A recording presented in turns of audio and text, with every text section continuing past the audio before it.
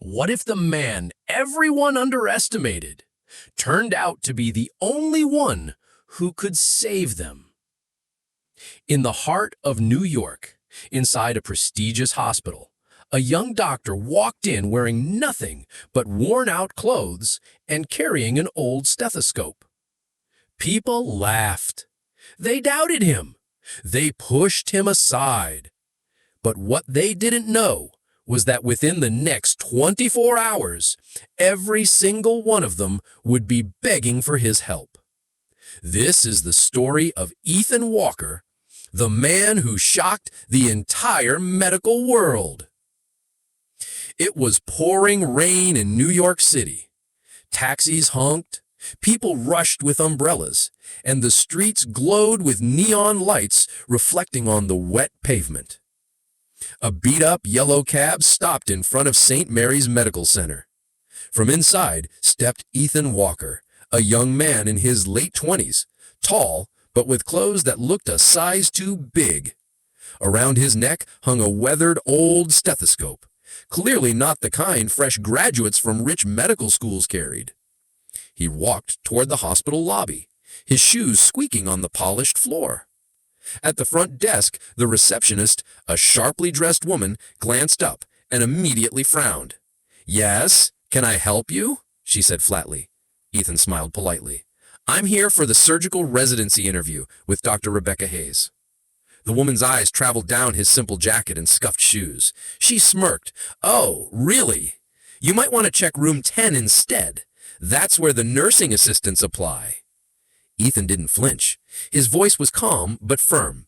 "Ma'am, I know where I belong, and it's not your desk that decides it. My knowledge will speak for itself." And with that, he walked inside. Inside the conference hall sat 5 candidates, all in expensive suits, polished resumes in leather folders. When Ethan entered, they all looked at him like he didn't belong. One of them whispered, loud enough for everyone to hear, "Is he lost? Maybe janitorial staff?" Ethan ignored the remark. He quietly took a seat. Moments later, Dr. Rebecca Hayes entered, a woman in her 50s, sharp-eyed, respected, feared by many. She laid her files on the desk. "Good afternoon, candidates. Today, we select only one of you for residency. Let's begin." Each candidate was grilled with complex medical scenarios. Some stumbled, some answered confidently. When Ethan's turn came, Rebecca Hayes raised her eyebrow. "Mr. Walker, where did you study?" He answered, "Community Medical College, Buffalo." One candidate snickered. That wasn't an Ivy League name. Dr. Hayes leaned back, almost dismissively. "Very well. Your patient is a 35-year-old male, sudden chest pain, collapsing in the ER. What do you do?"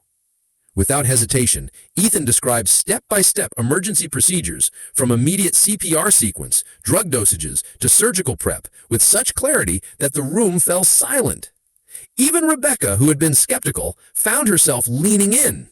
But instead of praising him, she said coldly, "Interesting, but let's see how you handle a real emergency." Almost like fate, alarms suddenly blared. A nurse burst into the hall shouting, "Code Blue! A patient in the ER is crashing!" Everyone froze. Rebecca turned to the candidates.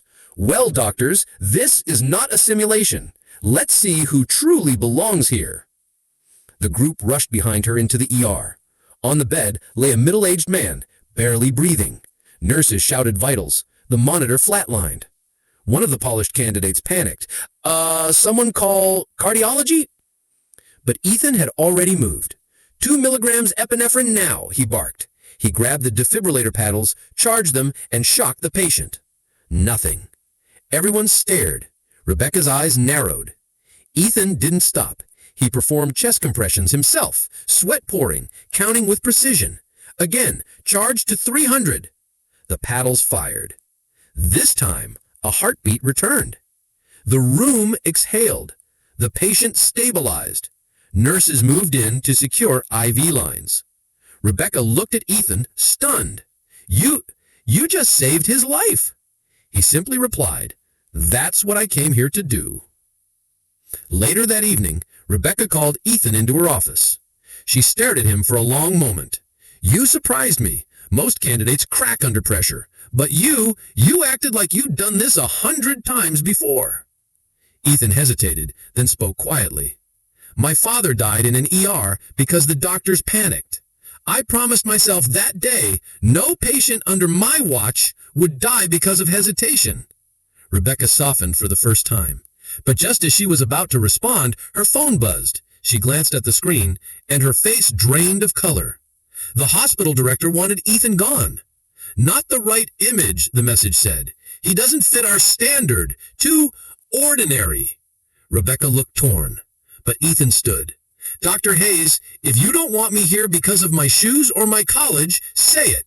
But don't question my ability. Today proved that." And with that, he walked out. The next morning, chaos erupted at the hospital. The governor's motorcade screeched into the ER. His daughter had been in a car accident, critical condition. The staff scrambled. The senior surgeons weren't available. Panic spread. Dr. Rebecca Hayes rushed toward the trauma bay, and there stood Ethan, calmly prepping instruments. "You again?" she whispered. Ethan looked up. "I was in the lobby when they brought her in. She's bleeding internally. If we don't act now, she won't make it." Rebecca hesitated. Protocol said no resident should touch a high-profile patient, but Ethan's eyes burned with certainty. "Trust me, or we lose her." Rebecca gave the nod. What followed was a breathtaking display of skill. Ethan led the procedure, his hands steady, his voice commanding. Nurses obeyed without question.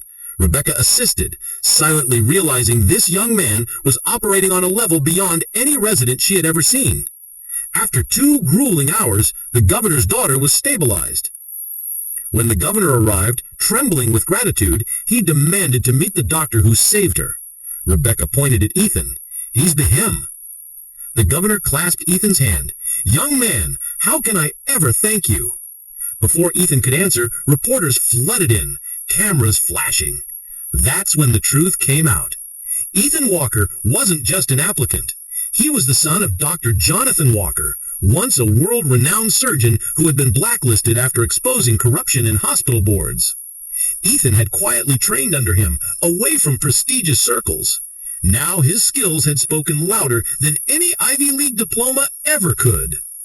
The hospital board, embarrassed, tried to downplay their earlier rejection, but it was too late. The media had the story. Underdog doctor saves governor's daughter after hospital tried to reject him. Weeks later, Ethan stood at the same front desk where the receptionist had mocked him. This time, the entire staff stood in silence as Dr. Rebecca Hayes pinned the hospital badge on his coat. "Dr. Ethan Walker," she announced, "welcome to St. Mary's. You didn't just earn this position, you forced the world to see you." Ethan looked around the lobby, the same lobby where he had once been dismissed as ordinary. Now, he was the man who changed everything. Sometimes, greatness doesn't wear a suit.